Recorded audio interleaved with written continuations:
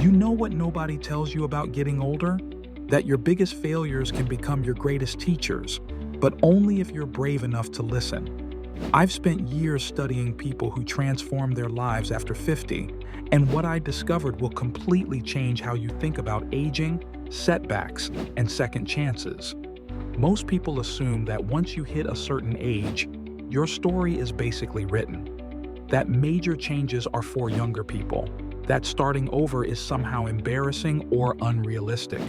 But here's what the research actually shows, and what successful people know that others don't. The most profound transformations often happen in our later decades, not despite our age, but because of the wisdom and courage that comes with experience.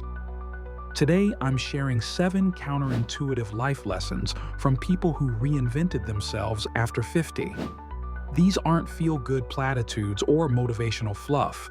These are real strategies from real people who lost everything and rebuilt something even better. And by the end of this video, you'll understand why your so-called failures might actually be your greatest assets. The first lesson comes from a 70-year-old restaurant owner who lost everything during the pandemic: house, savings, business, gone in a single week. Now you might be thinking, that sounds like a nightmare, not a lesson. But here's what happened next that changes everything. Instead of giving up, he made a choice that most people would consider crazy. He chose to pay his employees rather than save his retirement. This decision revealed something crucial about human nature that psychologists call post-traumatic growth. When we face extreme adversity, we often discover strengths we never knew we had. This man didn't just survive his losses.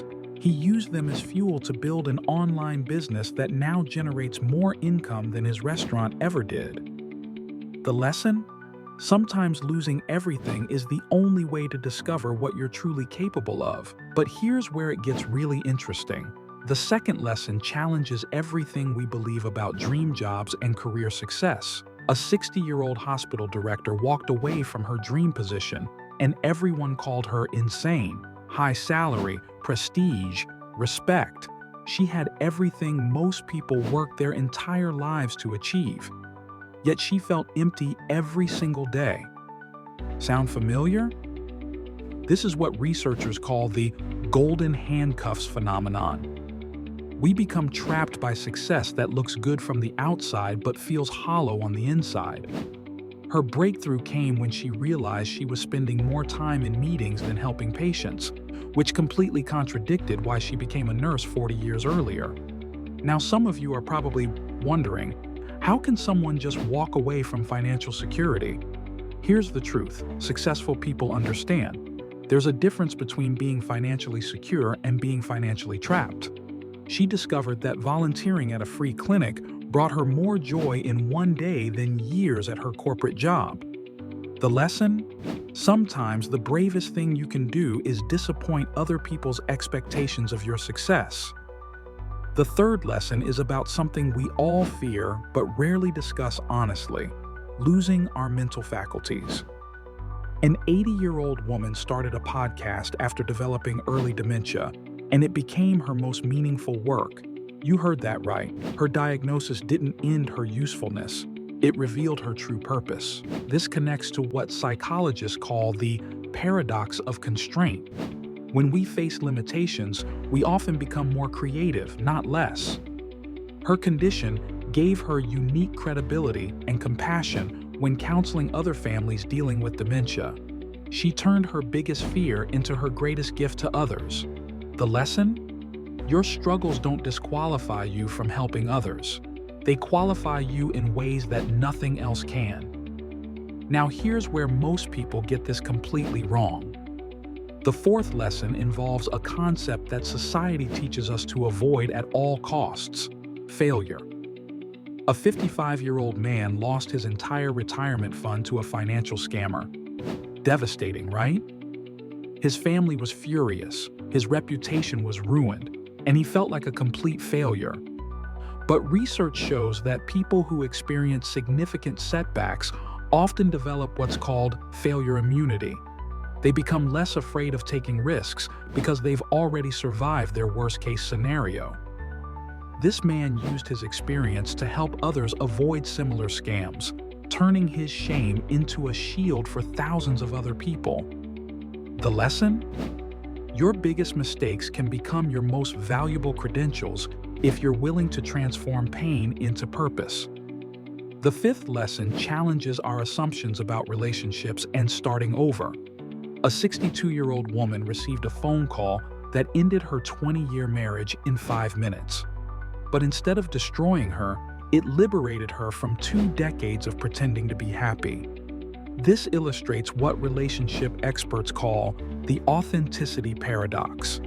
Sometimes the worst news becomes the catalyst for the best changes. She had been living someone else's life for 20 years, and losing her marriage forced her to rediscover who she really was underneath all those compromises. The lesson? Sometimes what feels like an ending is actually a beginning in disguise. Here's something that might surprise you about the sixth lesson. A 75-year-old woman enrolled in college and became the oldest graduate in her university's history. Her motivation? Her granddaughter called her stupid for not understanding homework. Instead of getting defensive, she got determined. This demonstrates what educators call the growth mindset advantage. Age becomes an asset, not a liability, when you approach learning with curiosity rather than ego. The younger students initially stared but soon became her biggest supporters. The lesson? Learning has no expiration date, and sometimes the best time to prove something is when everyone expects you to give up. The seventh and final lesson comes from a man who had a massive heart attack at 59. You'd think surviving would be miracle enough, but the real transformation happened afterward. Lying in that hospital bed, he realized he barely knew his own children and hadn't told his wife he loved her in months. This represents what researchers call mortality salience. When facing death, helps us understand how to truly live. He went from working 80-hour weeks to prioritizing relationships and experiences over achievements and possessions. Every day became a gift instead of an obligation. The lesson?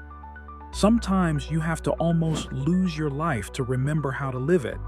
Now you might be thinking, these are extreme examples that don't apply to normal people.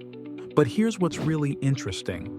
Every single one of these transformations started with a simple decision to respond differently to circumstances they couldn't control. They didn't have special powers or unlimited resources. They just chose courage over comfort, growth over safety, and authenticity over approval. The research is clear on this.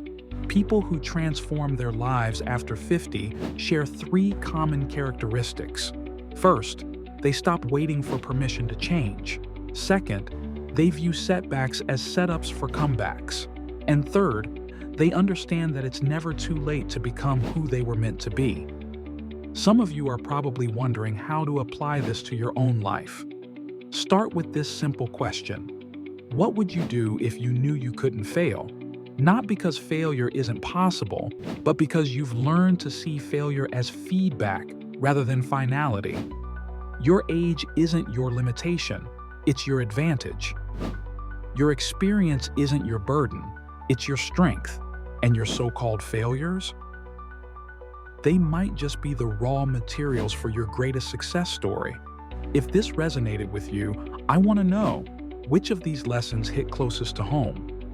Drop a comment below and share your own story of transformation. And if you're ready to discover more unconventional wisdom about creating your best life after 50, make sure to subscribe because I've got more eye-opening content coming your way.